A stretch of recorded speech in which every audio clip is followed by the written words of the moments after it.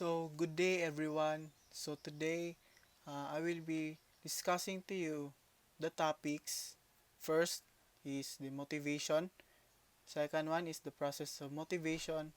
Third is the elements of motivational system. And lastly, theories of motivation. So, motivation first is derived from the word motive. Second, motive may be defined as needs, wants, drives, or impulses within the individual. Third bullet is defined as the process that accounts for an individual's intensity, direction, and persistence of effort toward attaining a goal. The fourth bullet is motivation is a force which pushes a person to work with a high level of commitment and focus even if things are against him. And last one, the level of motivation varies both between individuals and within individuals at different times. So the next one is the process of motivation. So the first bullet is behavior. So all behavior is a series of activities. So behavior is generally motivated by a desire to achieve a goal. So the next bullet is the motives. So it means that prompt people to action. They are primary energizers of behavior. They are the ways of behavior and mainsprings of action. And the last bullet is the goals. So goals are the ends which provide satisfaction of human wants. They are hoping for incentives toward which needs are directed. The next part is the elements of a motivational system. So the first bullet is the energy or intensity. So it describes how hard a person tries. This is the element most of us focus on when we talk about motivation. So the next bullet is direction. So high intensity is unlikely to lead to favorable job performance outcomes unless the effort is channeled in a direction that benefits the organization. Therefore, the quality of effort as well as its intensity matters. Effort directed toward and consistent with the organization's goals is the kind of effort one should be seeking. So, last bullet is persistence. So, it measures how long a person can maintain effort. Motivated individuals stay with the task long enough to achieve their goal. So let's proceed to the theories of motivation. So the first theories of motivation that I will discuss is the Maslow's hierarchy of needs. So Abraham Maslow postulated that a person will be motivated when his needs are fulfilled.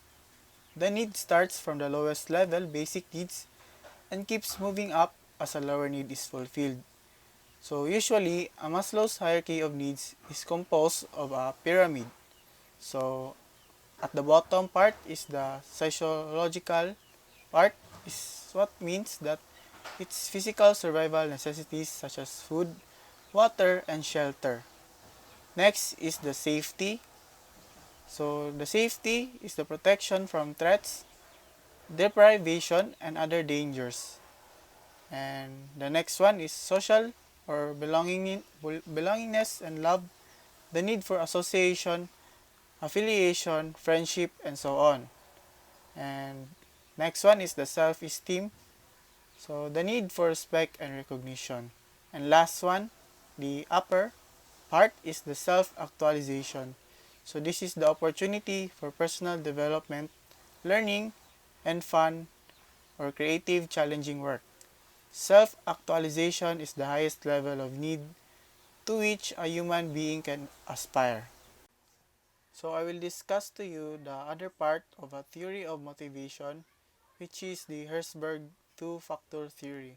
So Herzberg argued that there are two factors which are essential in the motivation of employees. These are motivators and hygiene factors. So there are two. So first one is motivators. These encourage employees to work harder if present. Examples of motivators include having an interesting job, advancement, and growth. So the second one is the hygiene factors. So it means that these don't encourage employees to work harder, but they will cause them to become unmotivated if they are present. Examples of hygiene factors include working conditions and remuneration. So, let's proceed to the theory that Herzberg two-factor theory believed that to motivate employees, employers should eliminate job hygiene stressors, remove those things that are causing poor job satisfaction, for example, poor work conditions. And the second bullet is boost job satisfaction through job enrichment, making the job more interesting by giving it more complex tasks, and job empowerment, making the post more satisfying by giving it a greater variety of functions. And the last bullet would be empower employees by delegating, increasing responsibility to each other or to each employee. McClelland's theory of needs. McClelland's affirmed that we all have three motivating drivers, and it does not depend on our gender or age. One of these drivers will be dominant in our behavior, the dominant drive on our life experiences. The three motivators are: first is achievement, a need to accomplish and demonstrate own competence. People with a high need for achievements prefer tasks that provide for personal responsibility and results based on their own efforts. They also prefer quick acknowledgement of their progress. So the next bullet would be affiliation. It means that a need for love, belonging, and social acceptance. People with a high need for affiliation are motivated by being liked and accepted by others. They tend to participate in social gatherings and may be uncomfortable with conflict. So the last bullet would be power. So power is a need to control one's work or one's own work or the work for others. People with a high need for power desire situations in which they exercise power and influence over others. They aspire for positions with high status and authority and tend to be more concerned about their level of influence than about effective work performance. So the next theory would be Vroom's theory of expectancy.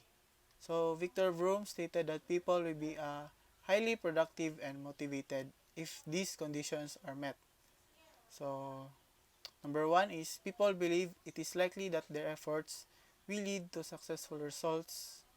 Number two, those people believe they will be rewarded for their success. And lastly, people will be motivated to exert a high level of effort when they believe there are relationships between the efforts they put forth, the performance they achieve, and the outcomes rewards they receive. So the last theory that I will be discussing would be McGregor's theory X and theory Y. So Douglas McGregor formulated two distinct views of human beings based on participation of works. The first is basically negative, labeled as theory X, and the other is basically positive, labeled as theory Y. Both kinds of people exist. Based on their nature, they need to be managed accordingly. So, to begin with, theory X is the traditional view of the workforce, holds that workers are inherently lazy, self-centered, and lacking ambition. An appropriate management style is strong top-down control. Uh, so the next one is theory Y. So this view postulates that workers are inherently motivated and eager to accept responsibility. An appropriate management style is to focus on creating a productive work environment coupled with positive rewards and reinforcement.